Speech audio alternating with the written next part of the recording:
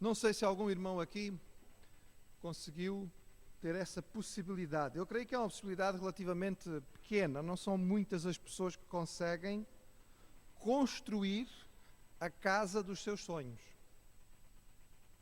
Construir a casa dos seus sonhos.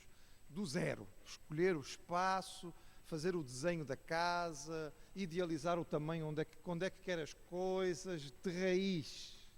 É raro, não é? É raro. Eu conheço uma outra pessoa que conseguiu fazê-lo. Vou dizer um segredo aos irmãos. A casa dos sonhos nem sempre continua a ser a casa dos sonhos, porque os nossos sonhos mudam. E passados 4 ou 5 anos a pessoa diz assim, se eu fosse fazer isto outra vez já fazia diferente. Mas pronto, a verdade é que nós não temos esta possibilidade. Regra geral, nós temos que verificar algumas opções do que existe, não é? Seja apartamento, seja casa, enfim, ver aquilo que há dentro das nossas possibilidades e escolher aquilo que dá, que está mais perto daquilo que nós gostaríamos. Mas é interessante que quando nós olhamos para a palavra do Senhor, nós vemos que o Senhor designou a Moisés a casa, no caso aqui era a tenda dos seus sonhos. Ou seja, Deus disse a Moisés como é que queria que fosse construído o espaço que ia servir para a adoração a Ele mesmo. E o Senhor não só designou a Moisés aquilo que devia ser feito, mas deu a Moisés tudo especificado. As medidas exatas, o material que devia ser utilizado na construção, as pessoas que deviam fazer a obra. O Senhor não deixou nenhum pormenor de lado, mas disse tudo exatamente como queria. Estamos a lembrar, irmãos, que estamos a estudar a saída do povo de Israel em direção a Canaã. Lembramos que o povo saiu do Egito numa data aproximadamente entre 10 e 14 de abril de 1462 a.C., segundo as melhores cronologias possíveis. O povo demorou cerca de 3 meses para chegar ao Monte Horebe. Portanto, chega ao Monte Horebe a meados de julho. Ali, cerca de 40 dias, eles estão à espera que Moisés desça do monte. E quando Moisés desce do monte, no fim de agosto, é o desastre. É o bezerro de ouro. Não temos a noção exata de quantos dias se passam, mas há ali algum tempo de intervalo, até que Moisés sobe novamente ao monte. Passa novamente 40 dias e 40 noites na presença do Senhor. Regressa novamente. E nós já estamos mais ou menos em outubro. E é nessa altura, então, que nós vamos ter o início da construção do tabernáculo.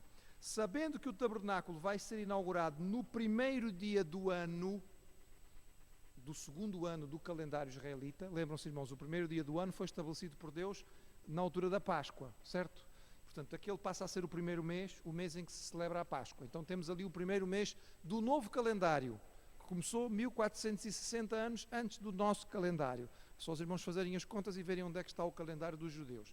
Então, sabendo que a inauguração do templo, do tabernáculo, vai ser feita no primeiro dia do novo ano, que vai ser no nosso equivalente a março, abril, e sabendo que a construção começa em outubro, temos cerca de 6 meses para o trabalho da edificação do tabernáculo. Lembrando que eles estão no deserto, não é como se estivessem em uma cidade, com oficinas e com, enfim, materiais à sua disposição. É bom percebermos, então, abrindo as nossas Bíblias, o que vai acontecer, ou o que aconteceu. Êxodo capítulo 35. Êxodo capítulo 35. O irmão abre e deixa aberto e vamos ver pouco a pouco. E começamos lendo a partir do versículo 4. E diz assim: Falou mais Moisés a toda a congregação dos filhos de Israel, dizendo: Esta é a palavra que o Senhor ordenou, dizendo: Tomai do que vós tendes uma oferta para o Senhor. Cada um cujo coração é voluntariamente disposto a trará por oferta alçada ao Senhor ouro, prata, cobre, também azul, púrpura, carmesim, linho fino, peles de cabras, peles de carneiros, tintas de vermelho, peles de texugos, madeira de cetim, azeite para a luminária, especiarias para o azeite da unção e para o incenso aromático, pedras sardônicas e pedras de engaste para o éfode e para o peitoral. E todos os sábios de coração entre vós virão e farão tudo o que o Senhor tem mandado.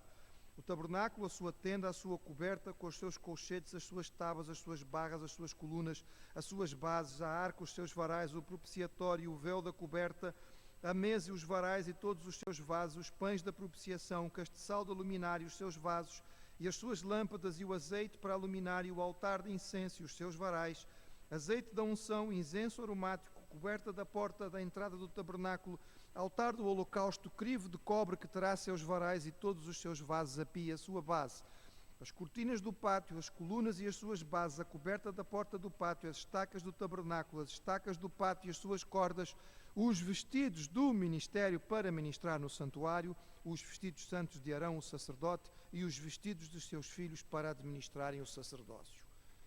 O Senhor dá a lista completa do trabalho que tem que ser feito. Já aqui nós podemos aprender aqui ou guardar algumas coisas interessantes. Não sei se os irmãos estão a lembrar-se, porque é claro, vão passando as semanas e a gente acaba por esquecer. Quando o povo pecou por causa do episódio do bezerro de ouro, o que Deus disse a Moisés foi: eu não posso ir no meio de vós. Vocês são um povo rebelde, coração mau. Se eu for no vosso meio, vou acabar com vocês, porque eu não vou tolerar isto. E Moisés clama, intercede, pede pelo povo e diz: Senhor, se tu não fores connosco, então não nos mandes ir, porque não vale a pena ir para lado nenhum se tu não fores connosco. Nós precisamos que tu vás connosco. E é tão interessante, não sei se os irmãos se recordam, nós vimos aqui há 15 dias atrás, não, há 3 semanas atrás, Moisés acaba por conseguir, no seu diálogo com o Senhor, ele acaba por virar a mesa. Deus disse: eu não posso ir no meio de vós porque vocês são um povo de coração duro. E Moisés diz: Senhor, tu tens que vir no nosso meio porque nós somos um povo de coração duro. Ele vira completamente. Porque tu és um Deus de misericórdia, tu és um Deus de perdão. Que outro Deus podia ir no nosso meio senão tu? Nós precisamos que tu venhas. E é claro que a resposta de Deus à oração de Moisés será: ok, eu vou fazer aquilo que estás a pedir, ou seja, eu vou no meio do povo. E como é que Deus podia vir no meio do povo? Através da construção do tabernáculo. Porque o tabernáculo tinha sido definido como a tenda do encontro com Deus, da comunhão, o local onde Deus se reuniria e se manifestaria, e ele tinha que ser construído no centro do acampamento. Lembram-se, irmãos? Isto ia marcar a vida de Israel nos próximos 39 anos. Já não 40, porque já passou quase um. A partir dali, este povo é um povo conhecido como o povo cujo Deus habita no meio deles. Quando nós ouvimos esta expressão sendo dita a respeito do povo de Israel, ela não é só uma linguagem bonita e poética e figurada. Deus habita no meio do seu povo. Irmãos, era prático, era concreto. Deus estava mesmo no meio do acampamento de Israel. E esta ideia, que é muito importante para esta geração toda que está no deserto, que se vai perder quando eles chegam a Canaã. Já estou a levantar o véu daquilo que a gente vai ver, se calhar só no ano que vem. Que eles chegam a Canaã e dispersam. E a tenda fica num dos sítios, num local, depois fica em Siló, mas já não tem aquele aspecto da unidade, que só é recuperado momentaneamente durante o período áureo do reinado com Davi e Salomão, construção do templo. Jerusalém volta a ser, o Senhor habita no meio do seu povo, e Jerusalém atrai o povo, e Sião passa a ser tão importante por causa disso. Porque Sião, o monte em Jerusalém, o templo serão tão importantes, porque vão replicar aquilo que era o ideal iniciado aqui no deserto, que era Deus no meio do seu povo, uma presença única. Nenhum povo tinha isto que vai acontecer. Novamente lembrando que esta presença não é uma presença fixa, é uma presença móvel. Aonde o povo for, Deus vai estar no centro do acampamento. Mas aprendemos também aqui, irmãos, que Deus ama a quem dá com alegria. Reparem que não existe uma ordem, existe um pedido, um apelo. É claro que Deus tem todo o direito de ordenar. Isto é que é impressionante, irmãos. Deus tem todo o direito de ordenar, mas Ele pede. Ele tem todo o direito de mandar, mas Ele pede. Ele diz assim: cada um cujo coração é voluntariamente disposto. O Senhor não está a pedir que as pessoas venham de cara emborrada, não é? Zangados, chateados. Eu tenho que dar isto, não tenho hipótese, eu tenho mesmo que ir sob pressão. O Senhor ama a quem dá com alegria, vai dizer o apóstolo Paulo aos Coríntios, milhares de anos depois. A quem dá com satisfação, a quem tem contentamento, a quem entende que dar ao Senhor ou devolver, porque foi Ele que deu primeiro, é a melhor forma de aplicar, é o melhor investimento que se pode fazer. Eu estava a ler sobre algumas biografias, e estava a ler a biografia de um homem chamado Robert Artington. É um homem pouco conhecido. Ele não foi nenhum grande líder evangélico. Ele era um profissional, um trabalhador, membro de uma igreja, ativo, praticante, mas com um grande amor por missões e um grande desejo de servir no campo missionário, mas não tinha saúde para isso. Não tinha condições físicas para servir no campo. Então ele dedicou a sua vida a mandar dinheiro para o campo missionário, a sustentar obreiros. E este homem praticamente investia tudo o que ganhava em missões. Ele vivia num quarto com uma cama extremamente simples, mesa, cadeira, o básico dos básicos, para poder investir praticamente tudo que ganhava na obra missionária. Numa época em que o dinheiro valia muito mais do que vale hoje, este homem de vida tão simples, tão humilde, que as pessoas chegassem, se calhar ele ficar com pena dele e iam-lhe dar um dinheirinho, e investiu quase $1 milhão na obra missionária. Porque ele dava com alegria, com satisfação. E ele deixou escrito no seu diário: se eu soubesse que poderia fazer a diferença, eu não me importava até de dormir no chão e ter uma caixa como mesa, desde que eu pudesse participar e abençoar mais um pouco. É um exemplo bonito. Eu compreendo que não é para todos. Deus deu àquele homem um dom específico nesta área, mas Deus ama a que dá com alegria. E o Senhor pede o melhor. Eu não sei se faz impressão ao irmão. Este povo acabou de sair de 400 anos de escravidão. E Deus pede ouro, prata, pedras preciosas, linho fino, artigos que são artigos de luxo. E a gente pergunta assim, mas como é que um povo escravo tinha acesso a todos estes artigos? Mas os irmãos já sabem, não sabem? Eles não tinham estas coisas. Eles as obtiveram quando saíram. Os egípcios deram. O Senhor disse, eles praticamente pilharam o Egito, porque eles saíram. E se por um lado aquilo que aconteceu tinha a ver com pagamento por 400 anos de trabalho não pago, também tinha a ver com a necessidade da construção do tabernáculo, porque o Senhor sabia que ia pedir ao povo que contribuísse para o tabernáculo. É muito interessante pensarmos nisto, porque por vezes eu penso que o crente perde um pouco esta noção. Se calhar, às vezes o Senhor, quando abençoa, Ele abençoa para que nós possamos abençoar. E se calhar às vezes nós não temos um pouco mais, porque o Senhor sabe que o nosso coração não está muito disposto. Eu sei que há reticências nesta teologia, mas já talvez tenha alguma base bíblica. A prosperidade não é obrigatoriamente um sinal de bênção na Bíblia. Não é sempre. Em alguns casos não é. Em alguns casos é. Aqui o povo foi abençoado e foi chamado a dar com alegria, e realmente o povo tinha condições de o fazer. E como é que o povo reagiu? Verso 20. Então toda a congregação dos filhos de Israel saiu de diante de Moisés, e veio todo o homem a quem o seu coração moveu, e todo aquele cujo espírito voluntariamente o excitou, e trouxeram oferta alçada ao Senhor para a obra da tenda da congregação e para todo o seu serviço e para os vestidos santos. E assim vieram homens e mulheres dispostos de coração, e trouxeram fivelas, pendentes, anéis, braceletes, vasos de ouro, e todo o homem oferecia oferta de ouro ao Senhor, e todo o homem se achou com azul e púrpura, carmesim e linho fino, pelos de cabras, pelos de carneiros, tintas de vermelho, peles de chugos, as trazia. Todo aquele que oferecia oferta alçada de prata ou de metal, a trazia por oferta alçada ao Senhor, e todo aquele que se achava com madeira de cetim, trazia para a obra. E todas as mulheres sábias de coração fiavam com as mãos, e traziam um fiado, o azul, a púrpura, o carmesim, o linho fino, e todas as mulheres cujo coração as moveu em sabedoria fiavam os pelos de cabra, e os príncipes traziam pedras sardônicas e pedras de engastes para o éfode e para o peitoral, e especiarias e azeite para a luminária, para o óleo da unção e para o incenso aromático. Todo homem e mulher cujo coração voluntariamente se moveu a trazer alguma coisa para toda a obra que o Senhor ordenara se fizesse pela mão de Moisés, aquilo que trouxeram os filhos de Israel por oferta voluntária ao Senhor. Que imagem bonita!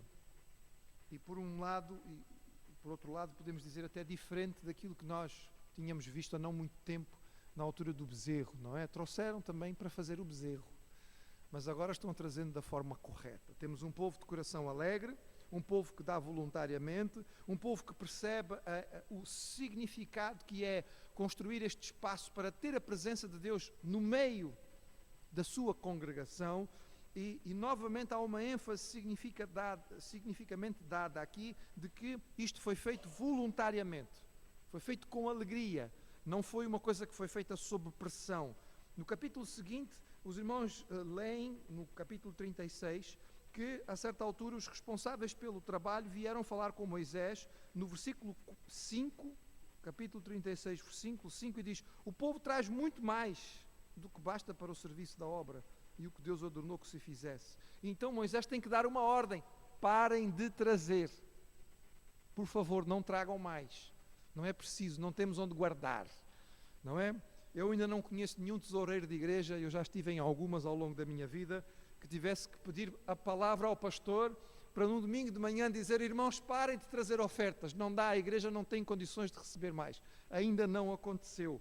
Eu continuo à espera, irmãos, não é? Eu continuo à espera. Pode ser que algum dia suceda. Quem sabe? O coração do povo pode ser movido. Achei curioso, não sei se as irmãs, ao ouvirem esta leitura, acharam isso também interessante.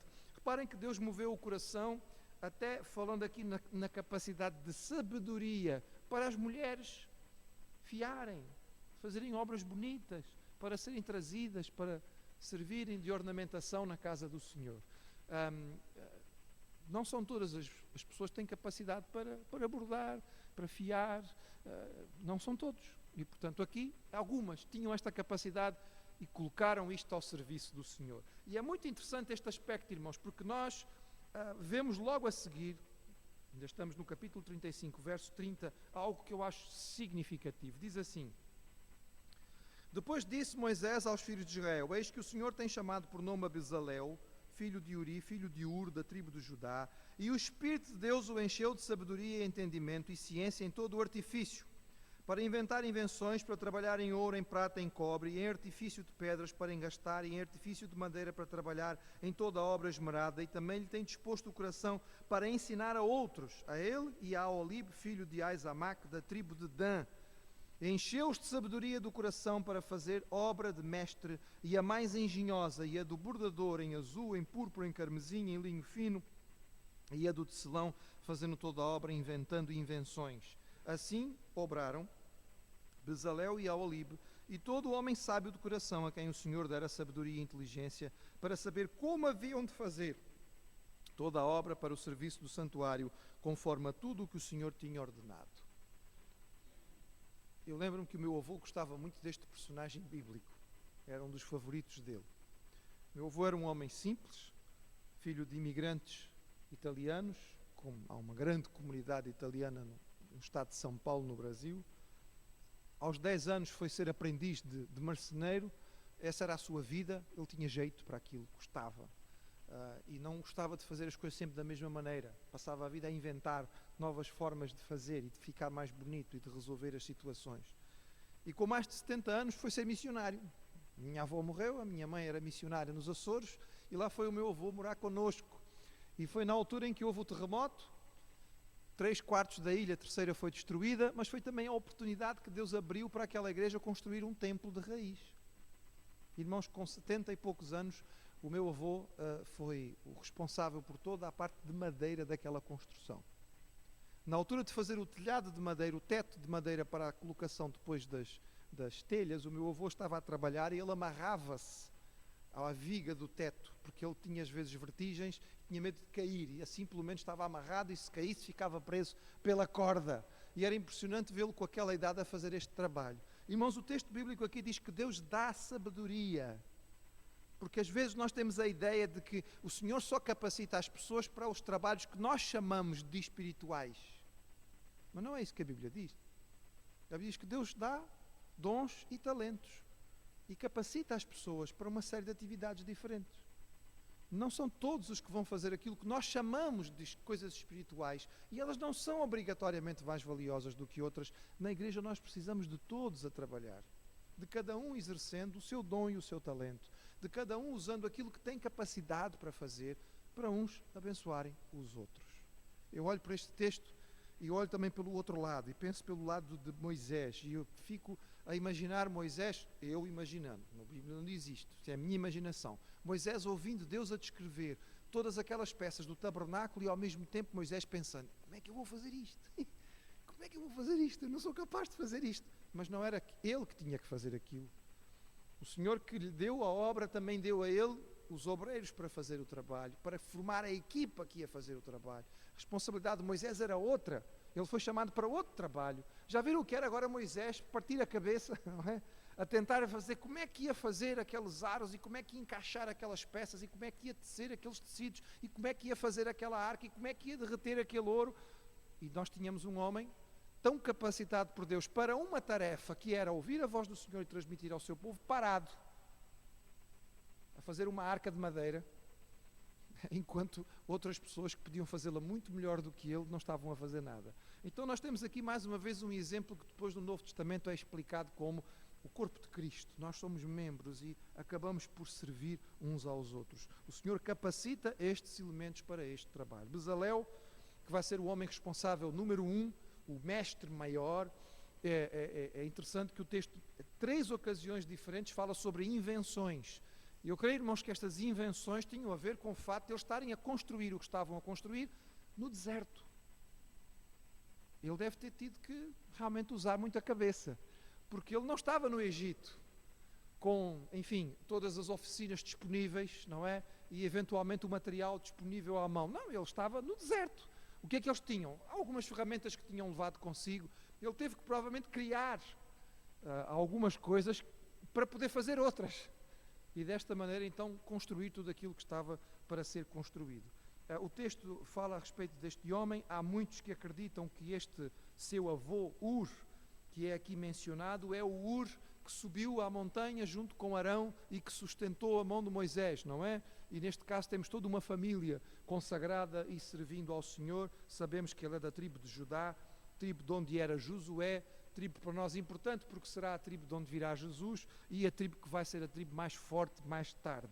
Mas a obra é feita de acordo com aquilo que o Senhor tinha pedido que fosse feito e os pormenores são cumpridos de forma específica e concreta. Foi feito tudo exatamente como o Senhor mandou.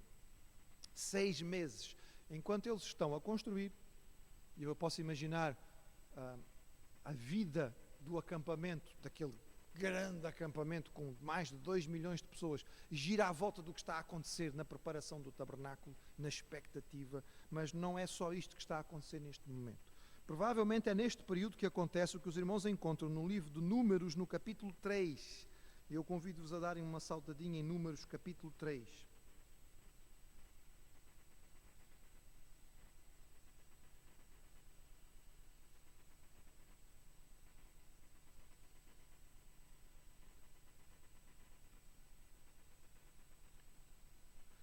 Até aqui, nós temos verificado, e eu já disse isso aos irmãos e já vimos isso em outros estudos, até aqui, quem cumpria a função sacerdotal em cada lar seriam os primogênitos, os primeiros filhos. O primeiro filho homem de cada família era responsável por manter a linha sacerdotal no lar, era o responsável por ser o sacerdote da família. E estes, nós já percebemos a sua importância e várias vezes ao longo do texto até aqui nós já vimos eles aparecendo. Mas sabemos que o Senhor resolveu separar uma tribo para se dedicar a este ministério. E é aqui que nós vamos encontrar a separação da tribo de Levi. Deve ter acontecido cronologicamente neste tempo. Enquanto o local está sendo preparado, estão sendo preparados também os trabalhadores que depois vão servir no tabernáculo. E nós lemos assim, Números capítulo 3, versículo 5. E falou o Senhor a Moisés, dizendo: Faze chegar a tribo de Levi e põe-a diante de Arão o sacerdote para que o sirvam. E tenham cuidado da sua guarda e da guarda de toda a congregação, diante da tenda da congregação para administrar o ministério do tabernáculo. E tenham cuidado de todos os vasos da tenda e guarda dos filhos de Israel para administrar o ministério do tabernáculo. Darás, pois, os levitas a Arão e a seus filhos, dentre os filhos de Israel, lhes serão dados em dádiva. Mas a Arão e a seus filhos ordenarás que guardem o seu sacerdócio, e o estranho que se chegar morrerá. E falou o Senhor a Moisés, dizendo: E eu, eis que tenho tomado os levitas do meio dos filhos de Israel, em lugar de todo o primogênito que abra madre entre os filhos de Israel, e os levitas serão meus, porque todo o primogênito meu é. Desde o dia em que feri a todo o primogênito na terra do Egito, santifiquei para mim todo o primogênito em Israel, desde o homem até o animal, meus serão, eu sou o Senhor. Havia a tradição de que o filho mais velho tinha esta responsabilidade, afinal ele era o herdeiro número 1. Havia também um momento histórico em que Deus, ao proteger o povo, salvou os primogênitos no Egito e mais uma vez confirmou que os primogênitos eram seus. E aqui há uma troca. Aqueles que são os primogênitos e que exerceriam esta função em cada tribo vão ser substituídos pela tribo de Levi. E a tribo de Levi é chamada para ser consagrada exclusivamente para o ministério. É muito interessante os irmãos depois lerem. Normalmente são textos que a gente não gasta muito tempo lendo, porque são textos mais áridos, mas eles às vezes têm estes pequenos pormenores que são muito interessantes. Os levitas são separados conforme as suas famílias, os coatitas, os meraritas e os gersonitas, e cada um recebe a sua responsabilidade. É feita a contagem dos levitas, e os levitas, a partir de um mês de vida, que são encontrados dentro de Israel, são 22 mil. 22 mil, são os homens da tribo de Levi acima de um mês, que faziam o grosso daquela tribo que era consagrada ao Senhor. E talvez o irmão pergunte assim, eles vão substituir os primogênitos, mas quantos são os primogênitos? Irmãos, os primogênitos também vão ser contados. Sabe quantos são os primogênitos que havia entre o povo de Israel nesta altura? 22.273. E a gente diz assim, mas que curiosidade. Não é curiosidade, irmãos, nem é consequência, não é? O Senhor sabe o que está a fazer. Portanto, nós temos 273 primogênitos a mais do que a tribo de Levi. E eles vão pagar. Vai haver um pagamento cerimonial por estes 273 a mais. O resto é uma questão de troca. Os levitas ocupam a função que era feita pelos levitas. E cada família recebe a sua função. A idade em que eles eram chamados a exercer o seu ministério prático era entre os 30 e os 50 anos. E são achados 8.580 levitas nestas condições, ou seja, são aqueles que vão dar início ao primeiro trabalho quando o tabernáculo é erigido. O tabernáculo, centro da vida do povo, passa a ser ministério exclusivo desta tribo e do trabalho que tem que ser feito. Antes dos 30, estão a ser preparados, podemos dizer assim, estão a ser ensinados, estão a passar pelo seminário, para quando chegar aos 30 poderem começar a fazer o trabalho, até aos 50. E depois dos 50, são os professores. Depois dos 50, eles podem ensinar aos que são mais novos para que se preparem para chegar até lá. Ou seja, toda a vida da tribo de Levi vai passar agora à volta daquilo que é o serviço do Senhor. É uma tribo consagrada. Importante guardarmos isto, irmãos, pelo quê? Quando chegamos ao Novo Testamento, nós não temos mais uma tribo separada. Nós temos um povo sacerdotal. Nós somos todos separados, todos fazemos parte, todos nós agora somos os levitas. Hoje em dia está na moda em alguns meios evangélicos usar esta expressão, os levitas, os levitas, os levitas. Irmãos, não é bíblico nem é correto. Se quisermos fazer uma aplicação correta